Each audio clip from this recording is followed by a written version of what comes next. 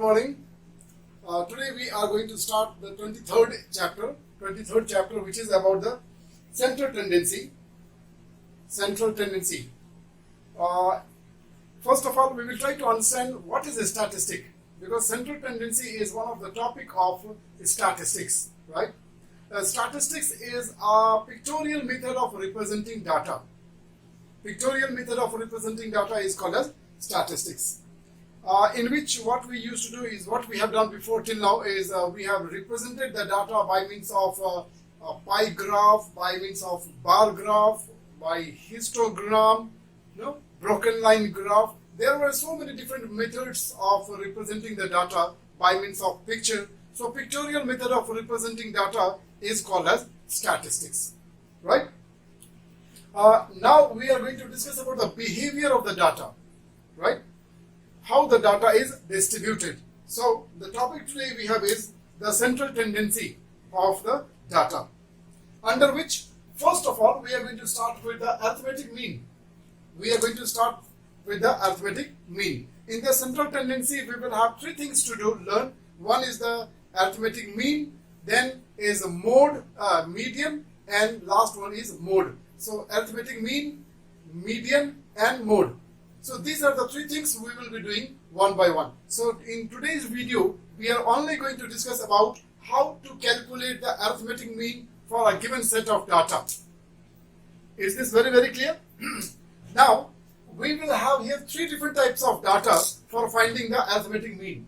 For finding the arithmetic mean, we will have three different types of data. So today we are going to cover up all the arithmetic mean for all three different types of data. Is this very clear? So the first type of data we will have is called as the simple distribution or the individual distribution. So we are going to start right now. First of all, with the individual distribution, we will call it as individual distribution, or we also call this as simple distribution. And this comes under ungrouped data. Ungrouped data, where the data are not arranged in a sequence, is called as ungrouped data, or we can also call it as a raw data. Am I clear? So first of all, we will learn how to find out the arithmetic mean for the simple distribution or for the individual distribution. Then we will go for the discrete series, discrete distribution. We will also find out the arithmetic mean for discrete distribution, and also we will find out for the continuous distribution. So we will have three different types of quotient. Type 1, which is individual or simple distribution, for which we will use this formula to find out the arithmetic mean. Then we will find out the arithmetic mean for the discrete distribution, and also we'll find out the arithmetic mean for continuous distribution.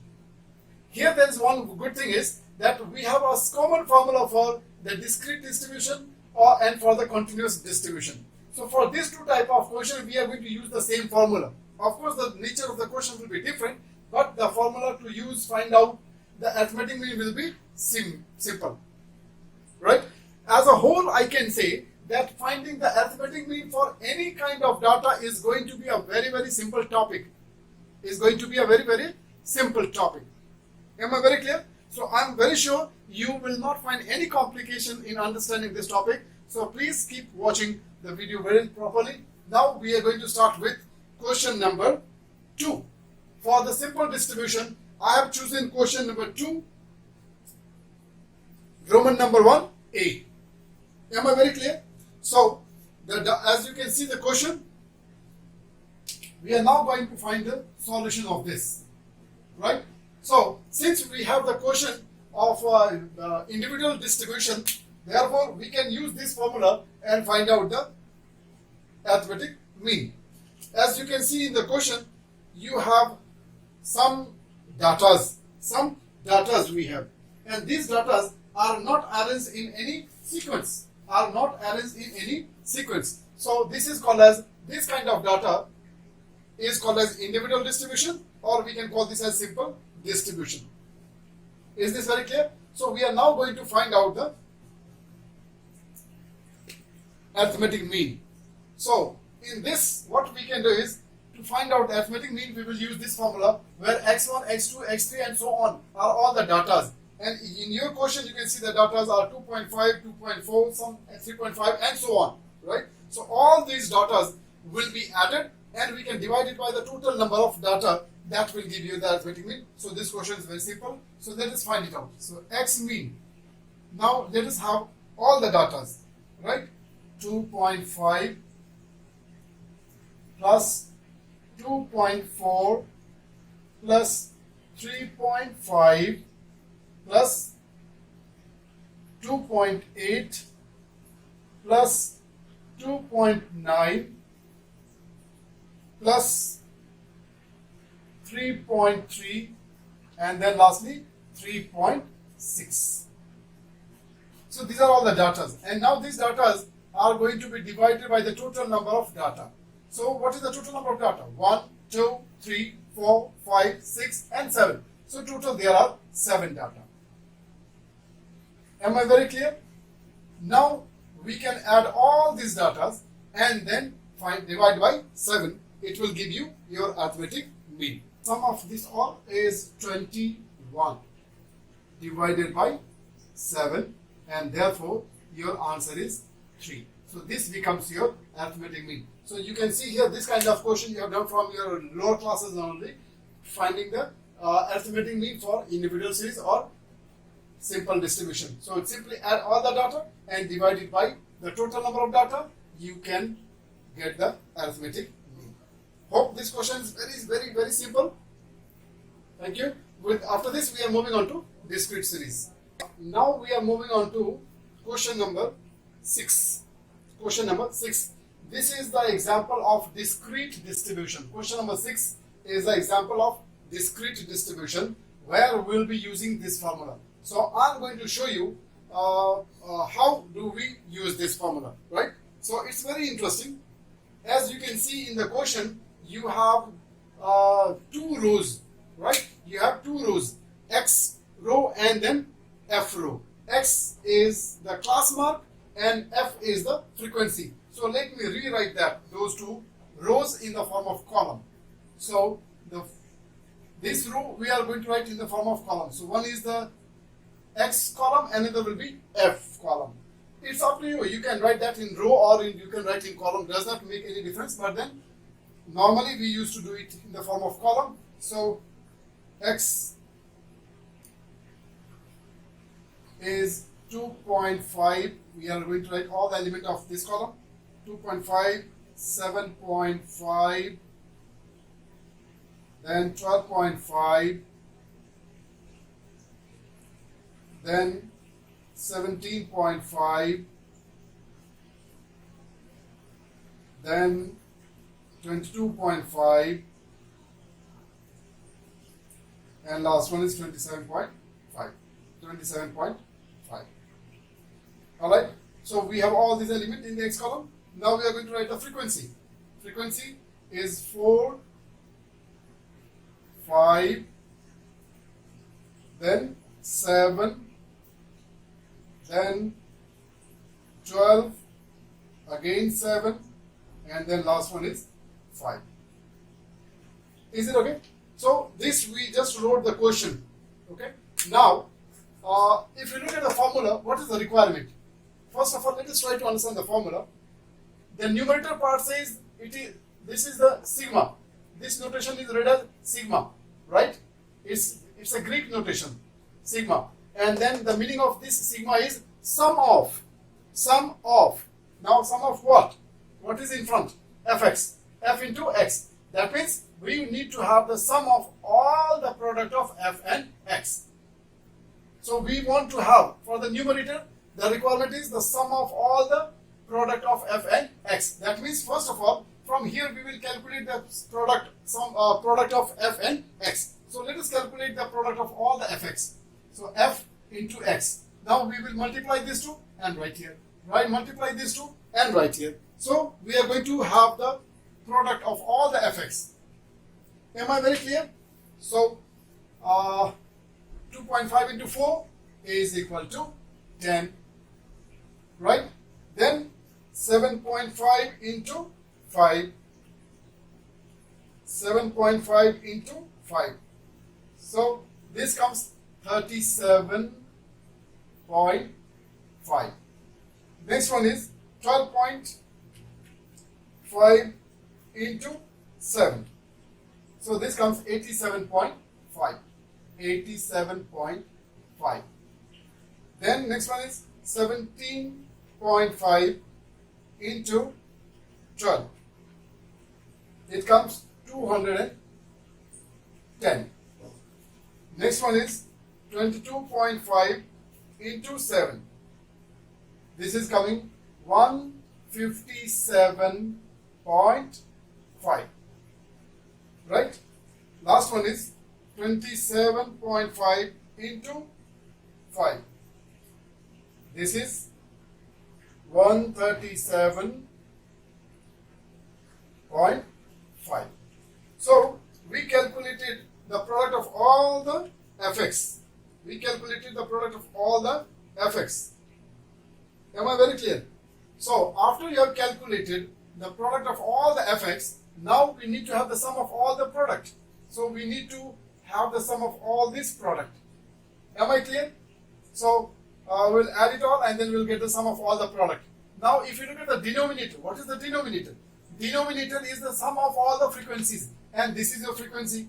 So we need to also have the sum of all the frequencies. Am I very clear? So let us write these two things. So we are now going to find the sum of all these products. So let us use the calculator and then get the sum. So 10 plus 37.5 plus 87.5 plus 210 plus 157.5 plus 137.5. Right? So sum of all this we are getting as equal to 640. 640, sum of all this product. And now similarly we will calculate the sum of all the frequencies. So 4 plus 5, 9, 9, 7, 16, 16 and 12, 28, 28 and then 7, 35 plus 5, 40. So this is your sum of all the frequencies. Am I very clear? So after getting completed, now the tabular work is completed. The tabular work is completed. We can now finally find the final answer. So x mean is equal to, formula is summation of sum of all the product of f and x divided by sum of all the frequencies. Now let us have it. Sum of all the product of f and x is 640, and then sum of all the frequency is 40. Right? 0 cancel this 0, and then 16 4s are 64. So this 16 is your arithmetic mean. Is this very clear? So with this question we have learned how to find arithmetic mean for discrete distribution. What did we do? We already had these two columns in the question. We created a new column, that is the product of f and x. And after getting this product of f and x, we calculated, finally at the end we calculated the sum of all the product, and then we have also calculated the sum of all the frequencies, and we have used it in the formula, and then we got the final answer. Very, very simple question. I must say that this is very, very easy for you all. Clear? After this, now we are going to look at continuous distribution question. Okay? How can we calculate the arithmetic mean for continuous distribution? Thank you. Alright, now for the next type question, which is continuous distribution. So for this type of question, we are moving on to, we are taking an example of question number 10. Question number 10, right? So, as you can see in question number 10, we are given a frequency distribution table, right? Frequency distribution table. So first of all, let me just copy this frequency distribution table, right? Frequency distribution table. First of all, we have class, and then we have frequency. So class, and then frequency. Okay. I will try to write it in just in one line if possible. Let us see whether we can do it or not. First, class interval 5 to 10 and then up to 45. So 5 to 10, 10 to 15, 15 to 20, 20 to 25, 25 to 30, 30 to 35, 35 to 40, 40 till 45. So this is all the class interval. I could write it in one column. Okay, in one column. 1, 2, 3, 4, 5, 4, 9. 1, 2, 3, 4, 5, 6, 7, 8. Which one is missing? 5 to 10, 10 to 15, 20, 20 to 25, 25 to 30, 30 to 35, 35 to 40, 40 to 45. Oh, one more. 45 to 50. There is one more class interval, 45 to 50. Right? So this is done, and now after this I am going to write the frequency. So the frequency for this one is 10. I will just draw a dotted line so that you will not find it difficult. One, this is this. Then the corresponding frequency is here 6. Then the corresponding frequency for this one is 4. Then the corresponding frequency for this one is 12. Corresponding to this one is 8. Corresponding to this one is 4. Corresponding to this one is 2. Corresponding to this one is 1. And corresponding to this one is 3. Now this is your question. First of all, I have just completed your question. Clear? This kind of question, this is called as the frequency distribution table. A frequency distribution table, and the question of this type is said to be continuous distribution. So for this kind of question also we are going to use the same formula for finding the arithmetic mean. Now the question is, if I look at my table, then I can see I have the F column. Frequency means F. Frequency means F. So I have this column. Right. Now to get the sum of all the product of F and X, I don't have X. Right. So this is one requirement. X is to be created now. Am I clear? So if we can have this X column, then we will be able to get the product of F and X. Is it okay? And then for the denominator there is no problem, because we can easily get the sum of all the frequency. So according to the formula, according to the requirement, we will create our column for the X, for X. Now we are going to create a column X. Now what is this column X? This X is named as class mark, is called as class mark. The name of this one is class mark, and this is also called as mid value. So this X has double name. One is class mark and another name is mid value. So from where we get it? We get the value of X from the class interval. So this X is the mid value of your lower limit and upper limit. Am I very clear? So the value of this X can be calculated using the lower limit and the upper limit. And the technique is very simple. You just add the two and then divide by 2. That means the average of the lower and the upper limit is the mid value. Will be the mid value. So very simple. 5 plus 10, 15. And 15 divided by 2, 7.5. So 7.5 became the mid value of your first class interval. Am I very clear? So this mid value you can only calculate for the first class interval, and for the remaining it is very easy. Okay? For the remaining, very easy to find out the value of X. Okay? What we have to do is see what is the width of the class interval. What is the width of the class interval? The width means the difference between the lower limit and the upper limit. And then just go on adding that same difference. You will get all the class mark. You don't have to always find out the average of the lower limit and the upper limit. You don't have to do that. Shortcut method I am teaching you. So as you can see, the difference between the lower and the upper limit is only 5. That means I can just go on adding 5, 5, 5 and then I will get all the values of x. So for this it will become 12.5. No, very easy to cross check. Now you can add these two and then divide by 2. You will get 12.5 only. So 10 plus 15, 25. Half of 25 is 12.5. So is it not shortcut? Now similarly, just go on adding 5, 5. So this is 17.5.